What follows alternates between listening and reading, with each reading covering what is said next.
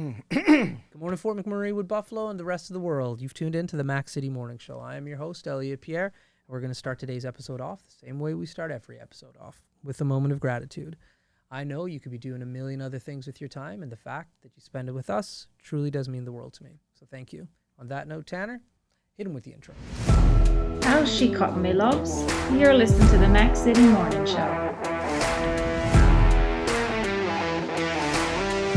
Hey everybody, Keith Simpson here from Norrell Toyota. Just a quick chat about the wonderful community we live in here. As you guys know, we support the Oil Barons. We've done the drive-in movie theater. We're involved in the marathon here in Fort McMurray, and make sure we're taking care of the kids and all the local businesses, all the local charities, and all the local foundations, guys. That's what makes this community such an amazing place to live. And we are back. Big shout out to Norrell Toyota, our title sponsor for today's episode. We really do appreciate your ongoing support.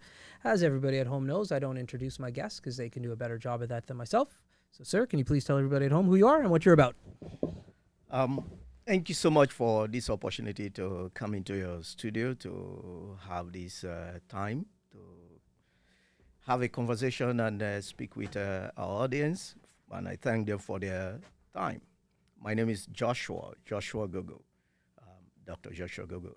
I'm an economist, a finance professional, and a business consultant. My background also included oil field engineering. So today I'm going to be talking about the climate-related disclosures that is coming to our businesses, our region, and how it's going to impact the local businesses, especially those working directly with the oil industry, which is almost every business. That's right. And this is about the greenhouse gas reporting, compliance reporting, and how it has now come to be part of the financial reporting and how it will affect businesses in the region. Yeah. Okay, so let's just jump into it because you explained a little bit about this to me maybe like a month or two ago. We were at like a function together, and it was fascinating because it was completely off my radar. Like there's a lot of things like I just don't know about, but this was so far outside of my realm of knowledge. However, it did impact the community that I live and work in. So like, can you let's just get started with what this means. Now, next to oil prices, as you said, as you've mentioned, this is probably the biggest thing that will impact the way businesses do business. And so by and large, our community and the type of businesses that operate, especially do business with the oil and gas sector. Right. Now, take you back to 2 years ago when the COP26 happened about climate-related disclosures, climate reporting, and from that point, it's been building up until recently. Now, what we are going to be seeing, if you want to look at it, it will impact the industry the way accounting and auditing impacted the financial industry, or how businesses report their financial statements or their financial activities or performance. Two things that have come into play today is that by January 2024, all businesses, not just in the oil and gas sector, but we're going to be focusing on the oil and gas sector here and the construction industry here, will be required to include, as part of their financial reporting, to include in their financial disclosures how their activities impact the climate and how the climate will impact their businesses. Now, this is the top level. So it will look at the climate risk they face and the opportunities that are there for industry to take advantage of. Now, before now, the big players like the Suncors or the other companies, they have been required to report their carbon footprint That's right. and what they are doing to towards net zero. Really, what they are doing in mitigating the impact of the activities on the climate, on the environment. Going forward, they will also be required, and this is where it's going to affect the businesses. They will also be required to report on the climate related activities and as risk and opportunities of their suppliers, suppliers of goods and services, That's right. which is what we call the scope 3 of the greenhouse gas framework or protocol. So construction companies, service providers, goods providers, Yep. we have to report to them because that is the only way they can report. That's right. And why should they do that? Yeah. Because according to the new protocols or the new disclosure requirements, banks are expected to report the climate impact, the climate risk and opportunities that their customers Yeah. are exposed to. Which means if Sanka wants to go to get a bank loan, Yeah. they are required to report that. That's right. Yep. If you want to want to borrow money from the bank, you are required to report that. Right. You are not just required to report your own direct risk and opportunity, that is climate related risk and opportunities. You are also required to report on the climate risk and opportunities faced by your suppliers Right. of Right. goods and services. So now when it comes to the word opportunities, because that was the one thing that you spoke about last time, which I thought was fascinating because although this seems like a lot of work, because it is, and it will create future jobs for sure, but it also creates business opportunities because it is new. So what are some opportunities that organizations and potential entrepreneurs could be looking into because of these new regulations? This is awesome. You see, before now, the talk has always been the impact, the footprint, the risk. That's right. But by also taking and looking at the opportunities, you will find that new industries will emerge. For instance, these opportunities are in 3 categories. One, if you are able to go into, given that current technology, current ways of doing things have a higher impact on emissions, because this is all about emission reduction. Right. If you are able to innovate along lower emissions, right? Because the industry is moving towards that, you gain new market. That is one level. That is on innovation.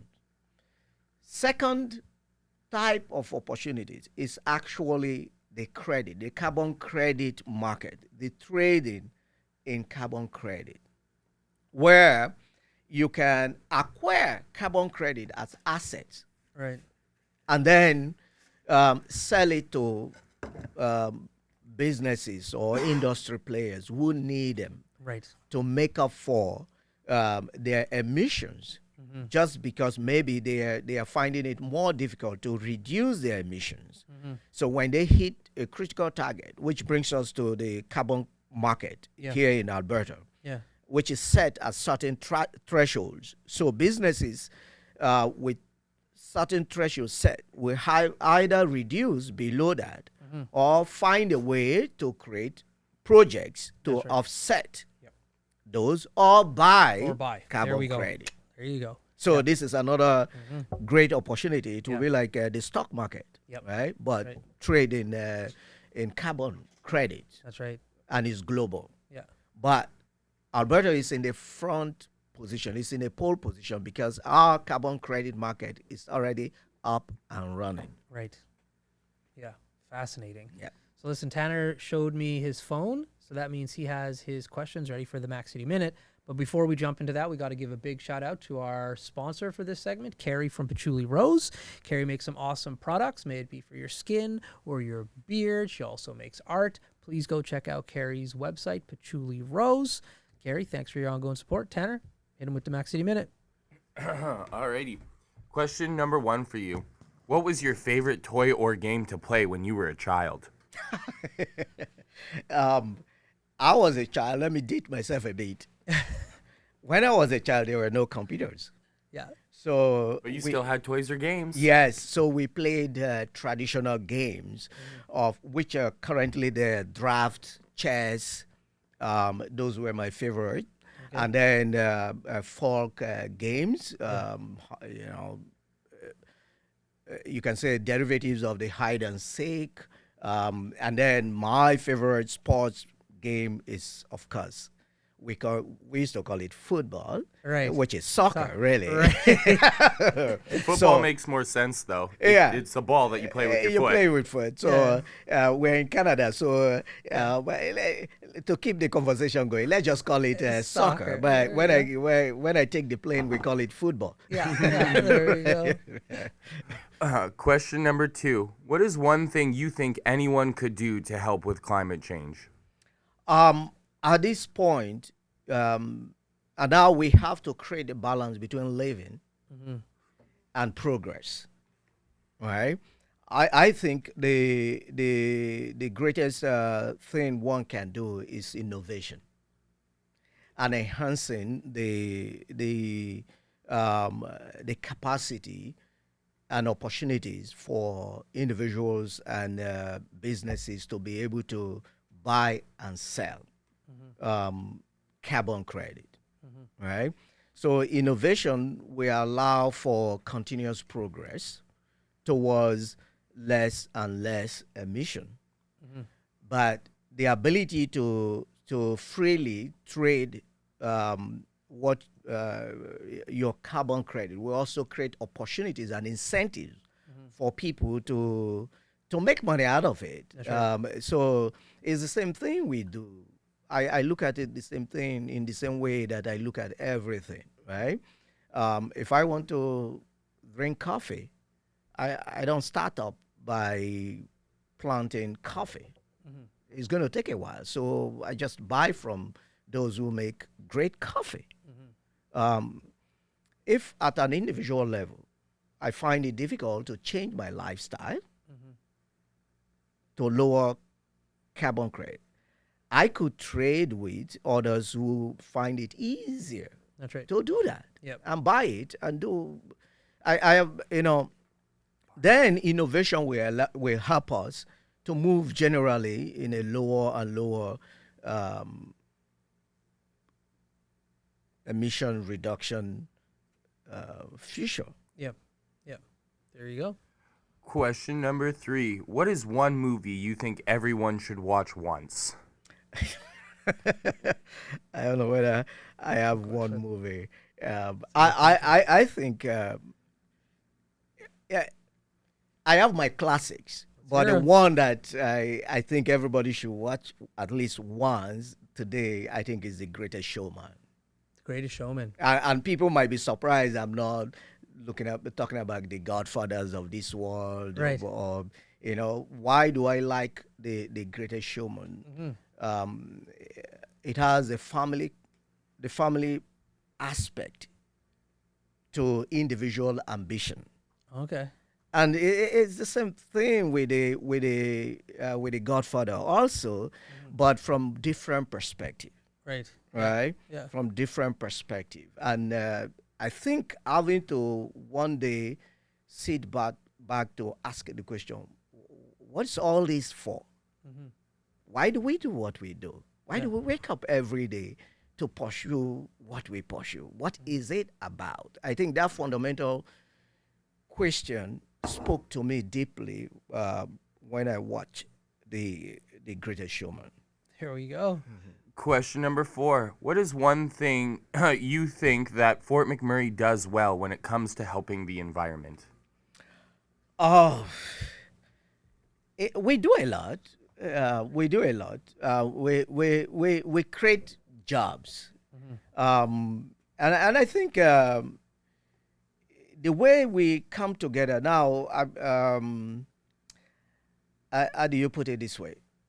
The way we come together to deal with issues um, without going as individuals it's one great thing that we do very well. And to see how this impacts the climate, you have to pretty much go deeply, right? We also have quite a bit of community-focused infrastructure rather than individual-focused infrastructure. And when if you want to really impact the climate, right? Dealing with, for instance, Mark Island. Mark Island is a great way that this community helps in managing the climate or climate impact. Why? It's a point of convergence where a whole lot of services are provided under one roof. And all or almost everyone goes there. Instead of a disaggregated, everyone having a thing, or every neighborhood having a thing or two, which you find in big cities or something. But so our community approach to community life is one of the things that we do very well. There you go. And your final question, what is one song that always makes you want to dance? Oh man, I mean, people who know me know my background as a Christian, right? And whenever there is good praise and worship, I can't help but just dance. I mean, I have two girls, my wife and my daughter, who don't think I dance very well, but they know that you can't stop me from dancing when those things play. If you feel good when you dance, then you're dancing. That's it. Yeah. That's it. And that's what I care about, right? Yeah. I worry about the two of them to talk about how that happens. Yeah. Those have been your 5 questions. Yeah. I play this game with my little boy. I'll put on music, and we'll see who cannot dance the longest. And so he's pretty good at it, but like I'll do it with like my sister and my mom in the room too, and I'll put on like some soca music. That's a game, like game over. You put on soca music, and my mom, she can't, like second note, she's dancing, she gets kicked out. And there's something about music, like especially like your genre of music, when it starts to play, like if you play country western, I'm not dissing country and western music, but like I could sit still for a whole song and not even tap my shake. toe. Yeah. But like if you put on like an R&B song or some rap from the 90s, like The I'm done. Beatles? The Beatles? Oh yeah. So so gospel is your go-to jam then. Yep. That's Yep. awesome. Yep. Yeah. So let's go back to this topic for a second though. So you've explained a little bit about what it is for people. You've explained some opportunities, but if they are individuals outside watching right now who want to get in contact with you and or potentially want to learn more about this, how and where can they find information on this topic? First, I mean, you can do a QR code, and it will take you to our website where you can see everything. But there's something we are organizing in the community for the Fort McMurray Construction Association Yes. on September the 12th. This is focused on businesses. We also have something focused on individuals and homes. Okay. So this event will look at the construction industry and the businesses in the construction industry and go dive deep into how the regulations, the standards that will be enforced from January 2024 will affect their businesses Right. and what they can do to report. Basically, there are three things, right? So basically, you report what you're currently doing, and you plan the cause of action if you need to reduce or trade. So whether you're doing very well now, you want to take advantage of the opportunities of credit, or the third part, if you want to be in project, in the opportunities, on the opportunity side, the type of projects, how to put them together, plan them, and develop the report such that you can report it and get the credit for it. And for the businesses, how to build the capacity, how to support them to build the capacity on what to report, how to build the organization to continuously improve, and how to take advantage of the result of your effort. If you're getting result in reducing, that's to get the carbon assets in order to make money while you're doing that. That's right. So that event on September 12th is very important. I invite the community to come and see, although it's focused on the construction industry, is general on how we will look at the general issues and then focus on the construction industry in the workshop. Yeah. For individuals, how to audit your home, how to improve your home's carbon footprint. Yeah. And there's so much money going around there from the federal government, and a lot of incentives, and how to take advantage of those incentives to build lower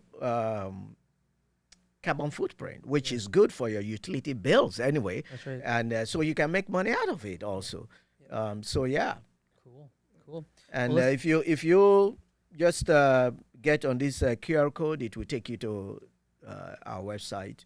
And then you can see, learn more about that. Awesome. Well, my man Tanner tapped his watch a little while ago, so that means we're out of time. That being said, before I cut you loose, everybody gets a shameless shout out or plug. So you have the mic, the camera, the lights. Have fun. I would like to give a shout out to my daughter who just turned 16, and to the community, because great things are coming. I'm very, very optimistic about this community, especially entrepreneurs and businesses that are always looking for opportunities. We are Fort Mac and we are strong. And oh man, I love this community. So thank you so much for getting on this. And thank you to my wife. Happy 20th anniversary. And yeah. There we go. Awesome. Well, Fort McMurray, Wood Buffalo, the rest of the world, that's been another episode of the Mac City Morning Show. From the bottom of my heart, thank you for tuning in. Big shout out to our title sponsor, Norel Toyota, as well as Kerry from Patchouli Rose. Thank you very much. And I'm going to switch it up again. I'm going to switch it up at the end. I normally don't go into it. This is a super fascinating and interesting topic. We only had 20 minutes to talk about it today. It deserves more time than that. I would urge you to go and look into this a little bit more, because I think it will be impactful in your life moving forward. Other than that, have a great day, and we'll see you tomorrow. Peace. Thank you.